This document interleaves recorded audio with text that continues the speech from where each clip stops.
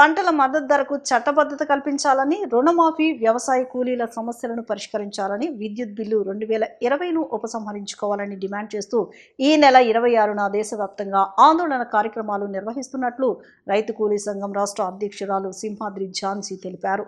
సంయుక్త కిసాన్ మోర్చా పిలుపు మేరకు అన్ని జిల్లా కేంద్రాల్లో నిర్వహిస్తున్న ఈ ఆందోళన కార్యక్రమాలను విజయవంతం చేయాలని పిలుపునిచ్చారు. గాంధీనగర్లోని ప్రెస్ క్లబ్లో రైతు కూలీ సంఘం ఆధ్వర్యంలో నిర్వహించిన విలేకరుల సమావేశంలో సంఘం రాష్ట్ర అధ్యక్షురాలు సింహాద్రి ఝాన్సీ, ఉపాధ్యక్షులు యు వీరబాబు మాట్లాడారు. కేంద్ర ప్రభుత్వం కార్మిక హక్కులను కాలరాసే 4 లేబర్ కోడ్లు అమలు చేయడాన్ని తీవ్రంగా ఖండిస్తున్నామన్నారు. కార్మిక వ్యతిరేక చర్యలను నిరసిస్తూ కార్మిక సంఘాలు చేస్తున్న పోరాటానికి సంఘీభావం తెలిపారు. భారతదేశ వ్యవసాయ రంగాన్ని సామ్రాజ్యవాదుల పాదాకాంతం చేసే విత్తన చట్ట ముసాయిదాను వెనక్కి తీసుకోవాలన్నారు. భారత రైతాంగానికి నష్టం కలిగించే స్వేచ్ఛాయుత వాణిజ్య ఒప్పందాలను రద్దు చేయాలన్నారు. ఆదివాసీ గ్రామాలను 3వ షెడ్యూల్ గ్రామాలుగా ప్రకటించాలన్నారు. మన్యం జిల్లాలోని 170 ఆదివాసీ గ్రామాలను షెడ్యూల్ ప్రాంతాలుగా ప్రకటించకుండా 170 చట్టం వర్తింప చేయకుండా వివిధ ప్రాజెక్టుల పేరుతో ఆదివాసీలను ప్రభుత్వం నిర్వాసితులను చేయాలని చూస్తుందని మండిపడ్డారు. అటవీ ప్రాంతంలో సహజ వనరులను, ఖనిజ సంపదను బడా కార్పొరేట్ కంపెనీలకు పాలకులు కట్టబెడుతూ ఆదివాసీలను అడవుల నుంచి తరిమివేయాలని చూస్తున్నారని అన్నారు. ఈ చర్యలను విరమించుకుని ఆదివాసీ గ్రామాలను షెడ్యూల్ ప్రాంతాలుగా ప్రకటించాలని డిమాండ్ చేశారు. నిన్న మొన్న జరిగినటువంటి ఎన్కౌంటర్, కామారెడ్డి హిట్మా ఇంకా కొంతమందిని మొత్తం ఎన్కౌంటర్ చేసి చంపేసినటువంటి దాంట్లో అది బోటకపు ఎన్కౌంటర్ అని మేము భావిస్తున్నాం. దాని మీద సరైనటువంటి జ్యుడిషియల్ ఎంక్వైరీ జరపాలి అనేటువంటిది మా డిమాండ్ ఒకటి. సరే, రెండోది నవంబర్ 26వ తేదీన ఎస్కేఎం సంయుక్త కిసాన్ మోర్చా మొత్తం రైతాంగాన్ని, భారతదేశంలో ఉండే రైతాంగం మరియు కార్మిక సంఘాలన్నీ కలిపి ఒక నిరసన ప్రదర్శనల జిల్లా కేంద్రాల్లో నిర్వహించాలని నిర్ణయించింది. దాంట్లో భాగంగానే నిరసన ప్రదర్శన నిర్వహించడం, అందులో ఒక అంశం మొత్తం వ్యవసాయ రంగానికి సంబంధించినటువంటి ప్రధానమైనటువంటిది విత్తన చట్టం అనేటువంటి కొత్తదాన్ని తీసుకొస్తున్నారు. ఈ విత్తన చట్టం కనుక తీసుకుని వస్తే మొత్తం మన వ్యవసాయ రంగాన్ని అంతటినీ కూడా మరింత తీవ్రంగా సామ్రాజ్యవాదుల యొక్క వాళ్ళ బాధాక్రాంతానికి పెట్టినట్టే. కనుక అది డేంజర్ అయినటువంటి విత్తన విధానం. దీన్ని వెంటనే ఉపసంహరించుకోవాలనేటువంటిది డిమాండ్ చేస్తున్నాం. అదేవిధంగా మన భారతదేశానికి సంబంధించిన దాంట్లో కార్మికులకు సంబంధించినటువంటి 4 లేబర్ కోడ్లు కూడా మొత్తం ఆ బిల్లునంతా తయారు చేసి తీవ్రమైనటువంటి ఒత్తిడి కార్మికుల మీద పెట్టడం కోసం పాలకులు అన్ని చట్టాలు చేస్తున్నారు. దీన్ని కూడా మేము వ్యతిరేకించాం. మూడో విషయం ఏంటంటే, విశాఖపట్నంలో పెట్టబోయేటువంటి గూగుల్ డేటా సెంటర్కి కావాల్సినటువంటి కరెంటుని, ఎలక్ట్రిసిటీని అన్నింటినీ కూడా సప్లై చేసుకోవటం కోసం అక్కడ ఏజెన్సీ గ్రామాలుగా ఉండేటువంటి అక్కడ మన్యం జిల్లా కానీ, శ్రీకాకుళం జిల్లా కానీ, అల్లూరు సీతారామరాజు జిల్లా కానీ, ఈస్ట్ గోదావరికి సంబంధించింది, మరి అదేవిధంగా విజయనగరానికి సంబంధించినటువంటి జిల్లాల్లో మొత్తం ఏజెన్సీ ప్రాంతాల్లో ఉండేటువంటి అక్కడంతా కూడా పంపుడు స్టోరేజ్ మొత్తం పవర్ ప్లాంట్ ఒకటి పెట్టాలని చూస్తూ ఉన్నారు. దీనికి 1000 ఎకరాల భూముల్ని సేకరిస్తున్నారు.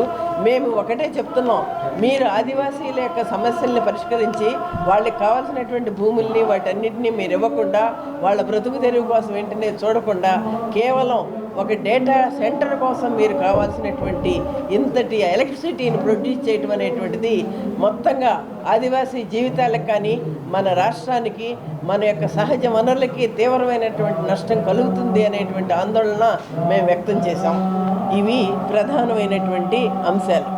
కేంద్ర రాష్ట్ర ప్రభుత్వాలు రెండూ కూడాను ప్రజా వ్యతిరేక విధానాలని, కార్మిక వ్యతిరేక విధానాలని, రైతు వ్యతిరేక విధానాలని అనుసరిస్తూ ఇక్కడ ఉన్నటువంటి కార్పొరేట్ శక్తులకి, విదేశీ సామ్రాజ్యవాదులకి మొత్తం ఈ దేశంలో ఉండేటువంటి ప్రకృతి వనరులని, మానవ వనరులని మొత్తాన్ని కూడాను కట్టబెట్టడానికి మరి ఇక్కడ ఉన్నటువంటి రాజ్యాంగ చట్టాలని, రాజ్యాంగ విధానాలని మొత్తాన్ని కూడాను మారుస్తూ ఓ నిరంకుశమైనటువంటి విధానంలో పరిపాలన కొనసాగిస్తూ మరి ముందుకు వస్తూ ఉన్నారు.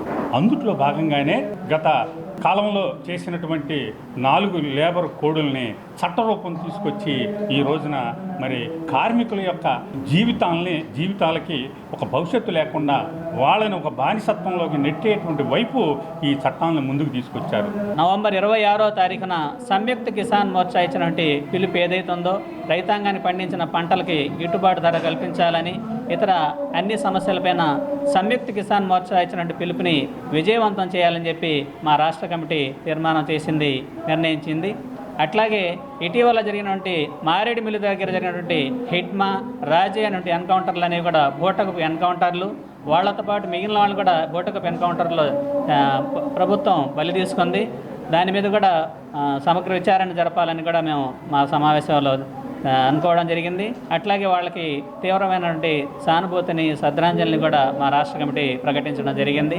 అట్లాగే ఈరోజు రాష్ట్ర ప్రభుత్వం మొత్తం ఆదివాసీ ప్రాంతాల్లో ప్రాజెక్టుల పేరుతోటి, అభివృద్ధి పేరుతోటి గిరిజనుల వద్ద నుంచి భూముల్ని పెద్ద ఎత్తున సేకరించడానికి పూనుకుంటుంది.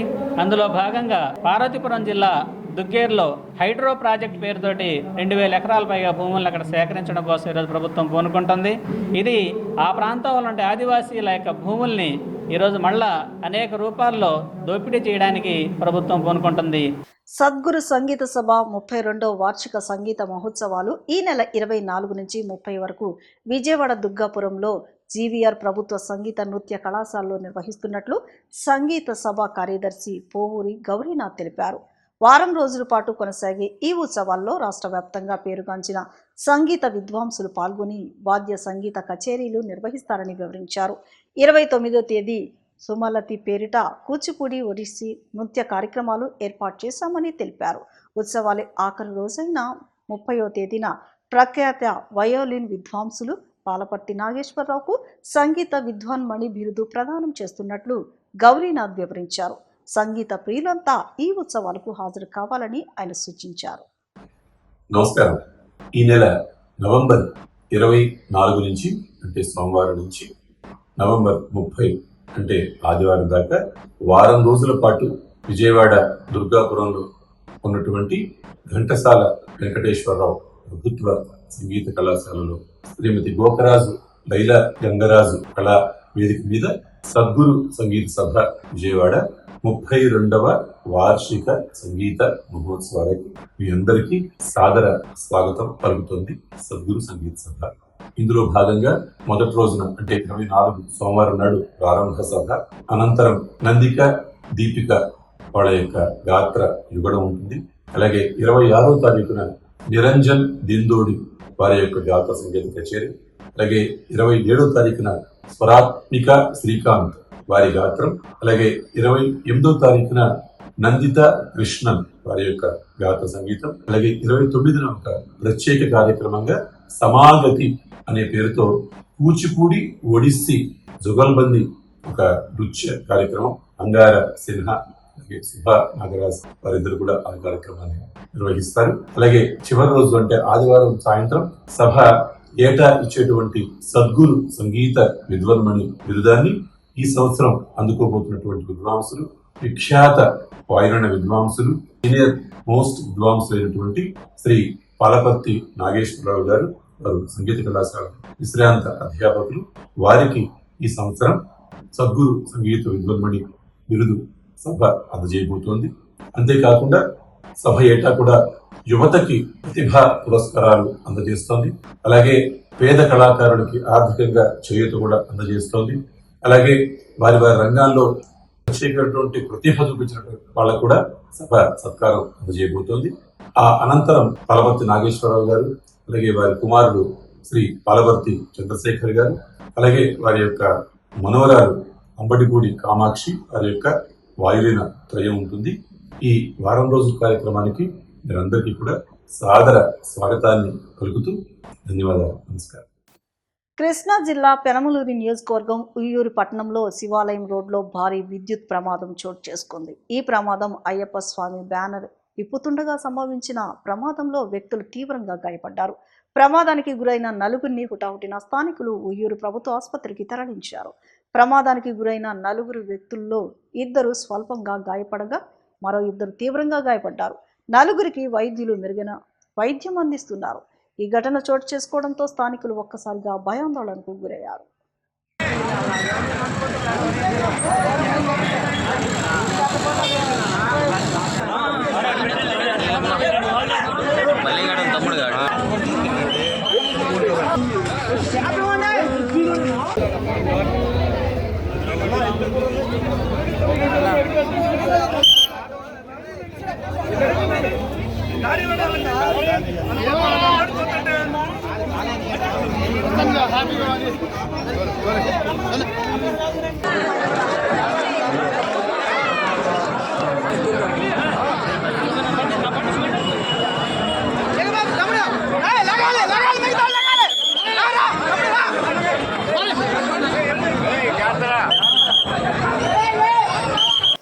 విజయవాడ అయ్యప్ప నగర్కు చెందిన ఎస్వీకే ప్రైవేట్ ట్రావెల్ పెళ్లివారి బస్సుకు ప్రమాదం జరిగింది. విజయవాడ అయ్యప్ప నగర్ నుంచి శ్రీకాకుళం పొందూరు పెళ్లికి వెళ్లి తిరుగు ప్రయాణంలో ఈ ప్రమాదం చోటు చేసుకుంది. గన్నవరం మండలం చిన్నౌటుపల్లి వద్ద సంఘటన జరిగింది.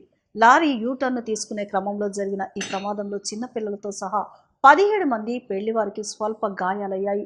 గాయపడిన వారిని 108 అంబులెన్స్లో పెన్నమనేని ఆసుపత్రికి తరలించారు. ఈ ప్రమాదంలో బస్సు డ్రైవర్ పరిస్థితి ఆందోళనకరంగా ఉంది. ఈ ఘటనపై పోలీసులు కేసు నమోదు చేసి దర్యాప్తు చేస్తున్నారు.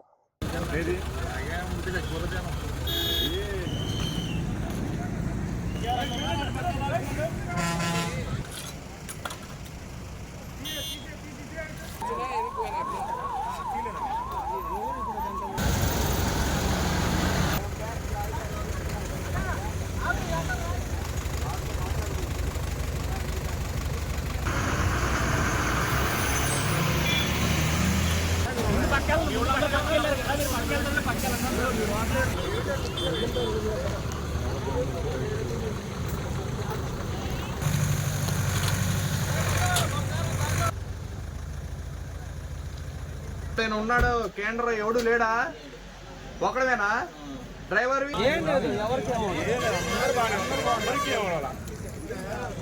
వార్తలు ముగించే ముందు ముఖ్యాంశాలు మరొకసారి.